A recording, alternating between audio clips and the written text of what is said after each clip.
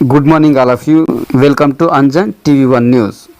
నియోజకవర్గంలో అతిసార వ్యాధితో మరణించిన కుటుంబాలను పరామర్శించి ఆర్థిక సహాయం అందించిన ఎమ్మెల్యే ఎంఎస్ రాజు.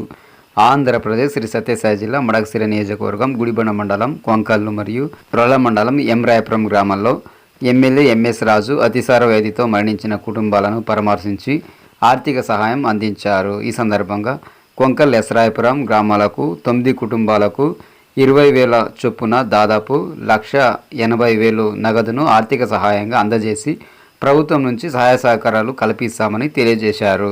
ఈ కార్యక్రమంలో రాష్ట్ర కార్యదర్శి శ్రీనివాసమూర్తి, జిల్లా వైద్య అధికారులు మరియు ఆర్డబ్ల్యూఎస్ అధికారులు మరియు ఎంపీడీఓ, మండల కన్వీనర్లు మద్దనకుంటప్ప, దాసిరెడ్డి, కార్యదర్శులు, క్లస్టర్ ఇన్ఛార్జీలు, తెలుగుదేశం పార్టీ సీనియర్ నాయకులు, టీడీపీ, జనసేన, బీజేపీ నాయకులు పాల్గొన్నారు.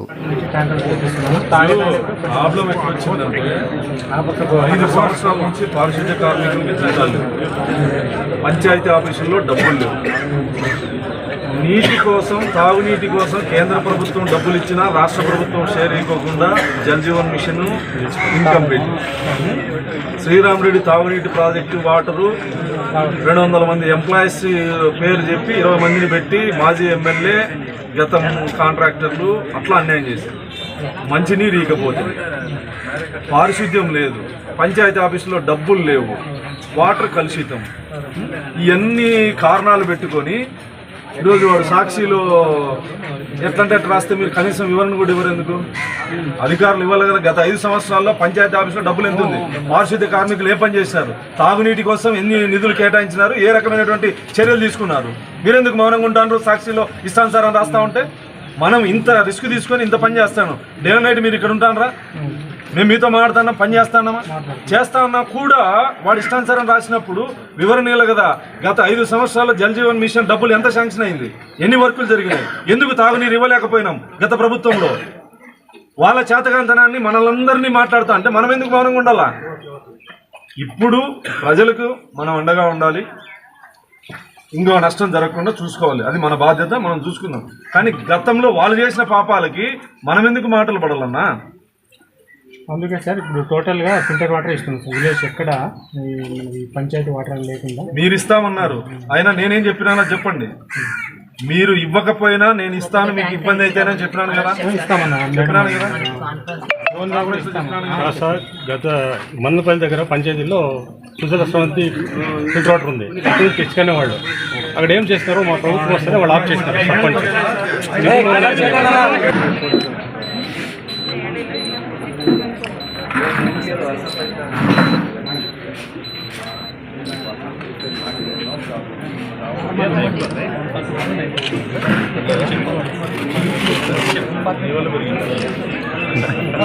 $5 lakhs మీ దగ్గర ఎంత డబ్బులు? ఎంత ఉంది డబ్బులు? ఎంపీడీ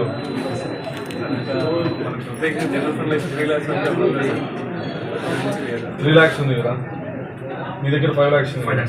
8 lakhs ఇక్కడ ఖర్చు పెట్టాడు వాటర్ కోసం, ఇక్కడ పైప్ లైన్ లీకేజ్ కోసం. వేరే కానీ వాడద్దు. ఫస్ట్ ఇది ప్రక్షాళన, ఇది అత్యవసరం. ఇక్కడ పెట్టేసేయండి, దీన్ని ప్రక్షాళన చేయండి. ఇంకా ఏమన్నా కావాలంటే నేను గవర్నమెంట్ నుంచి వచ్చి బాగా అవి ఇప్పుడు తాత్కాలికంగా మనం దీన్ని అరికట్టాలంటే మీ దగ్గర ఉన్న నిధులు ఈ నిధులతో ప్రక్షాళన చేయండి. తర్వాత శాశ్వత పరిష్కారం ఏంటంటే మనం చేద్దాం.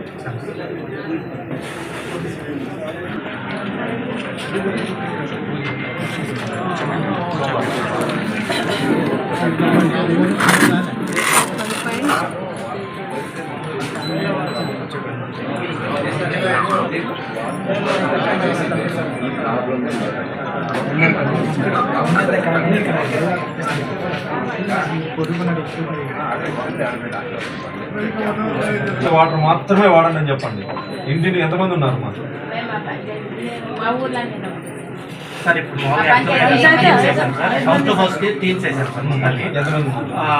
అందరినీ పిలిపించాను సార్ మేము. మండలంలో ఉన్న వాళ్ళందరూ పిలిపించండి. అందరూ వచ్చారు సార్, అందరూ వచ్చాము. అందరినీ టీములుగా డివైడ్ చేసాం సార్. ఒక 15-20 టీములుగా చేసేసి ఒక్కొక్కరికి 20 హౌసెస్ లాగా ఆ టీం అంతా వెళ్ళేసి క్లోరినేషన్ టాబ్లెట్స్ ఇచ్చాం సార్.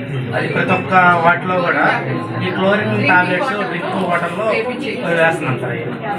అంటే మనం క్లోరినేషన్ చేసేదానికి టీములుగా పోవడమా నైట్ టైం మన అంటే ప్రతి ఒక్కటి కూడా మనకి ఎట్లా వాడాలా ఏంటి అనేది వాటర్ తాగకూడదని చెప్పేసి అవేర్నెస్ కూడా మనం అసలు క్రియేట్ చేస్తానన్నాం. ఇంకా అది రిలేటెడ్ మనకి మెయిన్ సోర్స్ దీనికి కారణము వాటర్ సోర్సే కాబట్టి ముందు దాని కనుక మనము ప్రివెంట్ చేయగలిగితే ఆటోమేటిక్గా మనం కేసెస్ తగ్గుముఖం పడుతుంది. శాలరీస్ లేవు, పారిశుద్ధ్య కార్మికులు లేదు, పరిశుభ్రత లేదు. 5 సంవత్సరాలు ఇప్పుడు వర్క్ జరుగుతుంది. 1 year వరకు ఉన్నారు సార్. 1 year మానేసినారు. మీరు సాక్షి ఏం రాస్తున్నారంటే మీరు మనము బాధ్యత రాహిత్యంగా ఉన్నది చెప్తాం. గతంలో చేసిన తప్పులు ఫలితం లేదు. చెత్త కేంద్రాలు ఉన్నాయా? రూపాయలు ఉన్నాయా? మరి అవన్నీ నిర్వీర్యం చేసి ఈ రోజు వచ్చిన పరిస్థితికి నువ్వు నేను కారణం అంటే మీరు సమాధానం చెప్పకపోతే అమౌంట్ ఉంది. ఎప్పటి నుంచి ఉంది? 4 years నుంచి ఉంది. అమౌంట్ ఉంది, పని చేయక ఇప్పుడు మంది బాధ్యత అంటే సాక్షి వాడు రాస్తే మీరంతా మౌనంగా ఉంటారు. 5 సంవత్సరాలు వాళ్ళు చేతకంటానికి నువ్వు నేను సమాధానం చెప్పుకోవాలి.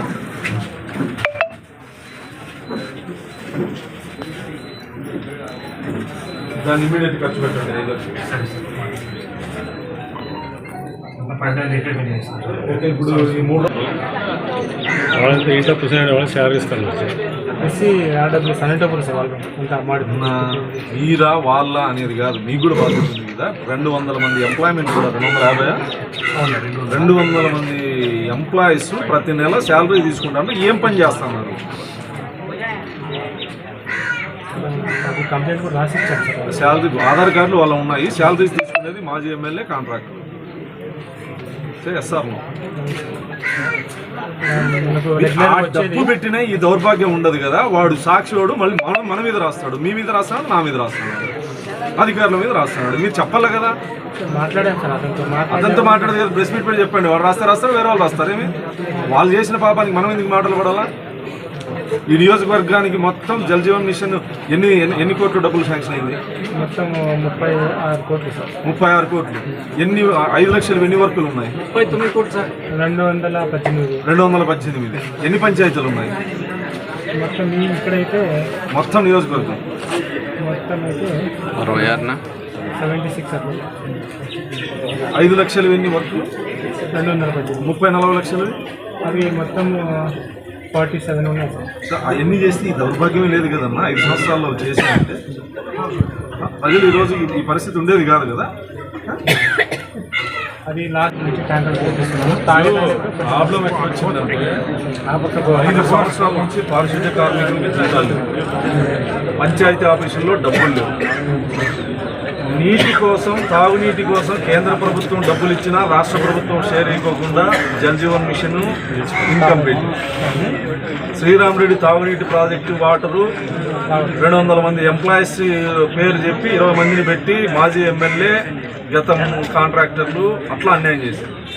మంచినీరు ఇకపోతుంది, పారిశుద్ధ్యం లేదు, పంచాయతీ ఆఫీసులో డబ్బులు లేవు, వాటర్ కలుషితం.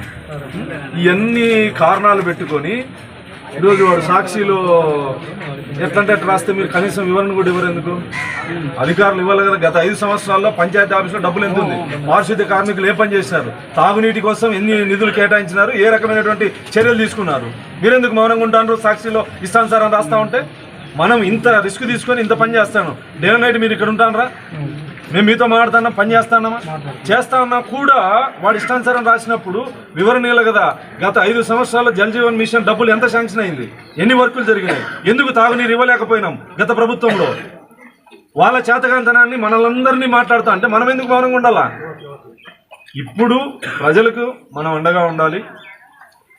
ఇంకో నష్టం జరగకుండా చూసుకోవాలి. అది మన బాధ్యత, మనం చూసుకుందాం.